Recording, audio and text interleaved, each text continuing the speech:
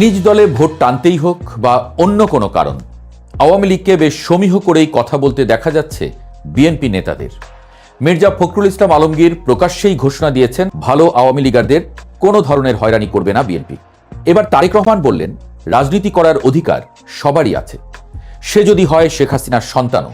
শেখ হাসিনাও যেহেতু এখনো সক্রিয়, আদতে গ্রিন সিগন্যালটা শেখ হাসিনার দিকেই বর্তায় বলে মনে করছেন বিশ্লেষকরা।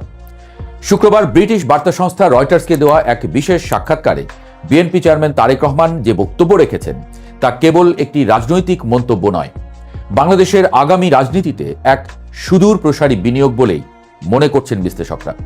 জুলাই গণ অভ্যুত্থান পরবর্তী বাংলাদেশে যখন রাজনৈতিক মেরুকরণ তীব্র, সাবেক প্রধানমন্ত্রী শেখ হাসিনা ভারতে এবং আন্তর্জাতিক অপরাধ ট্রাইব্যুনালে তার মৃত্যুদণ্ডের রায় ঘোষিত হয়েছে, ঠিক সেই মুহূর্তে তারেক রহমানের ইনক্লুসিভ বা অন্তর্ভুক্তিমূলক রাজনীতির এই বার্তা বেশ তাৎপর্যপূর্ণ।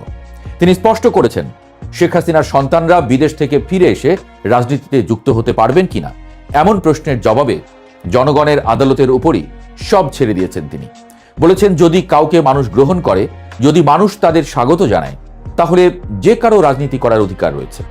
এই বক্তব্যের মধ্য দিয়ে তারেক রহমান নিজেকে একজন প্রতিহিংসাপরায়ণ নেতার বদলে একজন গণতান্ত্রিক স্টেটসম্যান হিসেবে উপস্থাপন করলেন, যিনি ব্যক্তিগত আক্রোশের ঊর্ধ্বে উঠে আইনের শাসন ও জনমতের উপর ভরসা রেখেছেন।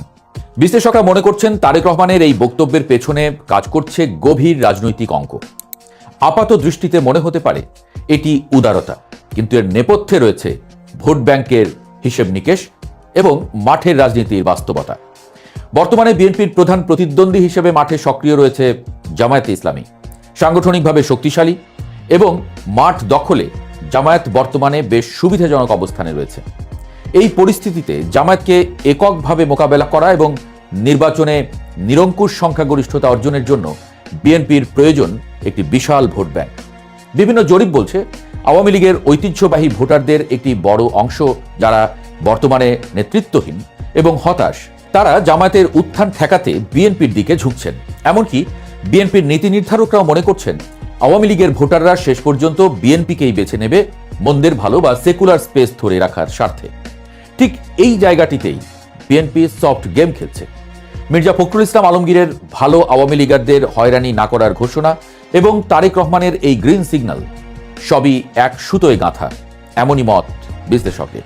মাঠের রাজনীতিতে আরেকটি দৃশ্যমান পরিবর্তন হল আওয়ামী লীগের তৃণমূল এবং মধ্যম সারির নেতাকর্মীদের দলবদল।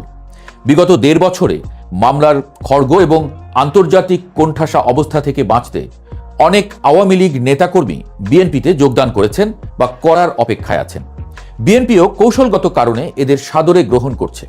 এর মাধ্যমে দুটি লক্ষ্য অর্জিত হচ্ছে।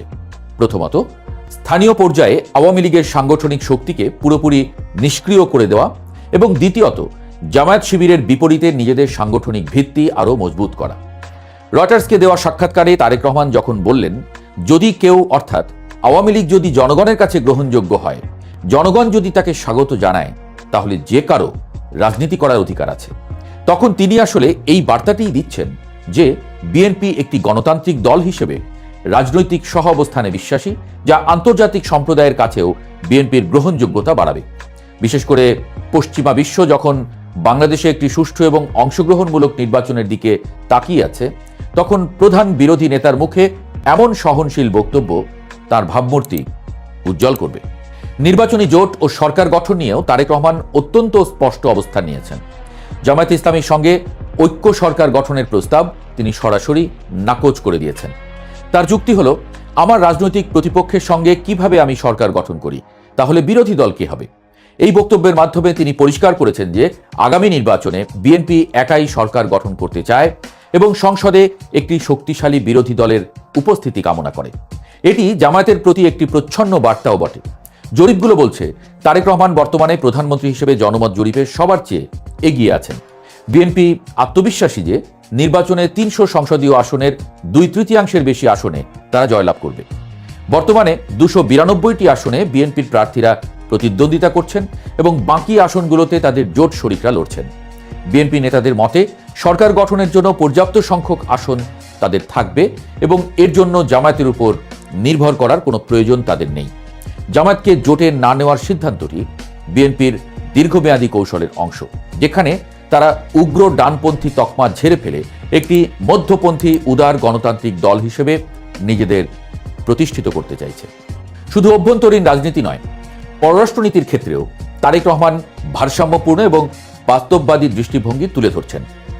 নির্বাচনে জয়ী হলে ভারত থেকে সরে গিয়ে চীনের দিকে ঝুঁকবেন কিনা এমন প্রশ্নের জবাবে তিনি আবেগের চেয়ে জাতীয় স্বার্থকে প্রাধান্য দিয়েছেন। তিনি বলেছেন, বাংলাদেশের প্রায় 17.5 কোটি মানুষের অর্থনৈতিক প্রবৃদ্ধি ত্বরান্বিত করার সক্ষমতা রয়েছে, এমন অংশীদারদের প্রয়োজন। তার মতে, দেশের স্বার্থ ও সার্বভৌমত্ব রক্ষা করে যারা জুৎসই প্রস্তাব দেবে তাদের সঙ্গেই বন্ধুত্ব রাখা হবে, নির্দিষ্ট কোনো দেশের সঙ্গে নয়। অর্থাৎ ভারতের সঙ্গে বৈরিতা নয়, আবার চীনের দিকে অন্ধ ঝুঁকে পড়াও নয়, বরং সবার সাথে বন্ধুত্ব, কারোর সাথে বৈরিতা নয় নীতির আধুনিক সংস্করণ। তিনি জোর দিয়েছেন তরুণদের কর্মসংস্থান এবং ব্যবসা বাণিজ্য প্রসারের উপরে। তিনি জানান, আগামী দিনের রাজনীতিতে টিকে থাকতে হলে তরুণ প্রজন্মের আকাঙ্ক্ষাকে পূরণ করতে হবে। আমরা যদি সরকারে থাকি তাহলে আমাদের তরুণদের জন্য কর্মসংস্থানের ব্যবস্থা করতে হবে, দেশে ব্যবসা বাণিজ্য আনতে হবে যাতে নতুন চাকরি সৃষ্টি হয় এবং মানুষ ভালো জীবনযাপন করতে পারে।